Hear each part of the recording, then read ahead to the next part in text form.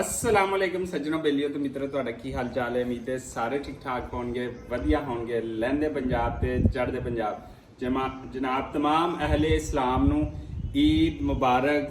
ਕੁਰਬਾਨੀ ਵਾਲੀ ਜਿਹੜੀ ਈਦ ਮੁਬਾਰਕ ਹੋਏ ਤੇ ਮਾਸ਼ਾਅੱਲਾ ਜਿਹੜਾ ਅੱਜ ਤੁਸੀਂ ਜਿਹੜਾ ਕੁਰਬਾਨੀ ਕਰਨੀ ਹੈਗੀ ਤੇ ਕੁਰਬਾਨੀ ਦਾ ਹਿੱਸਾ ਵੀਰੇ ਆਪਣੇ ਜਿਹੜੇ ਆਣ ਗਵਾਨ ਆ ਉਹਨਾਂ ਨੂੰ ਵੀ ਦੇਣਾ। ਲੱਤ ਪੂਰੀ ਦੀ ਪੂਰੀ ਆਪ ਨਹੀਂ ਰੱਖਣੀ ਹੈਗੀ ਤੇ ਇਹਦੇ ਨਾਲ ਅੱਜ ਦੀ ਵੀ ਜਿਹੜੀ ਬਹੁਤ ਜ਼ਿਆਦਾ ਮੁਬਾਰਕ ਹੋਵੇ ਮੇਰੀ ਫੈਮਿਲੀ ਦੀ ਤਰਫੋਂ, Punjabi Bablu vlog YouTube channel ਦੀ ਤਰਫੋਂ तमाम ਅਹਲੇ ਇਸਲਾਮ ਨੂੰ ਇੱਕ ਦਫਾ ਫਿਰ ਈਦ ਮੁਬਾਰਕ। ਤੇ ਲਿਹਾਜ਼ਾ ਦੂਸਰੀ ਗੱਲ ਇਹ ਵੀ ਮੈਸੇਜ ਹੈ ਕਿ ਇਸ ਈਦ ਦੇ ਉੱਤੇ ਸਫਾਈ ਦਾ ਬਹੁਤ ਜ਼ਰੂਰੀ ਖਿਆਲ ਰੱਖਣਾ। ਉਹ ਜੀਆਂ ਸ਼ੋਜਨੀਆਂ ਰੋਡ ਤੇ ਗਲੀਆਂ 'ਚ ਨਾ ਜਿਹੜਾ ਸਿੱਟਣਾ ਹੈਗਾ ਤੇ ਮਿਹਰਬਾਨੀ ਕਰਨਾ, ਸਫਾਈ ਦਾ ਖਿਆਲ ਰੱਖਣਾ।